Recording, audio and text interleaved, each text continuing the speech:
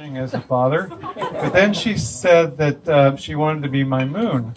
And I thought, well, that's a little odd. I don't quite understand what that means, but after a while I figured out that since John was my son, she wanted to be my moon. So I've been blessed with a wonderful moon and son for all these years.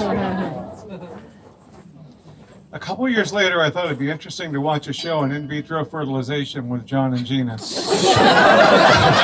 This was probably not the smartest decision. It raised a lot of questions, as you might suspect. And Gina asked me, "Does it hurt when the baby comes out?" So I said, "Yes, it does." And she said, "I'm not having any babies." We hope that she's changed her mind. In 1991, we moved from Maryland to Utah. We left behind 3 wonderful families who remain among our closest friends. They included Stu and Marilyn Speedy and their children, Andrea, Chris, and Tim, Bill and Ann Pierce and their children, Michael, Melissa, and Jesse, and Dawn and Russell Musgrave and their children, Sam and Tom. The parents and most of their children are here today. When Gina learned that we were moving, she said it didn't really matter anyway because she was going to move in with Ann next door. She then started crying and said, "Well, if I move to Utah, can I get a puppy?" So she had moved from grieving to negotiating quickly, which I think was an indication of her future as a lawyer. So in 2006, Katie joined our family when she married our son, John. She made our family bigger and better.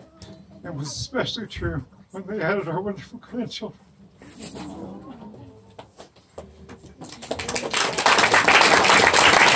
Oh, and Barbara and Elliot. She also brought along her parents, Mike and Kathy, and Mary Rose and Kevin, as part of our family as well. We met Patrick about 2 years ago and liked him from the start. He is an excellent match for Gina, and he makes a killer old-fashioned as well. We welcome Patrick to our family and hope that we can get to know him and Mike and Nancy and his siblings as well. Gina and Patrick became engaged during a visit with us to Big Island, Maine, which is a special place for us and our children.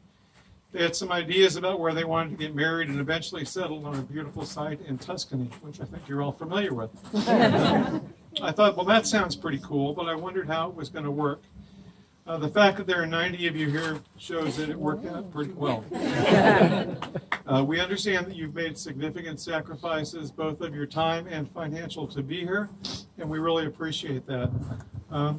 If you look at giving awards for people for the most sacrifice, I think Dom probably gets the mileage award since he's here from Alice Springs, Australia. But there's someone here who is Caitlin Crouch and Zoe, who I think get the biggest award since they were in Tampa on Monday when the hurricane hit. And we're fortunate to survive that. And then they were able to get on a flight on Tuesday to fly to Atlanta where the hurricane had moved to. And they got a flight from there to Paris. So I think it's terrific. It's terrific that they're here.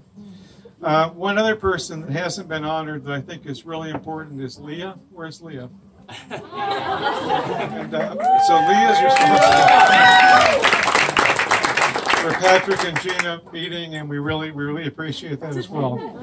So in closing, I'd like to add a toast to Patrick and Gina Ciceri, or Chicheri, I guess, as I learned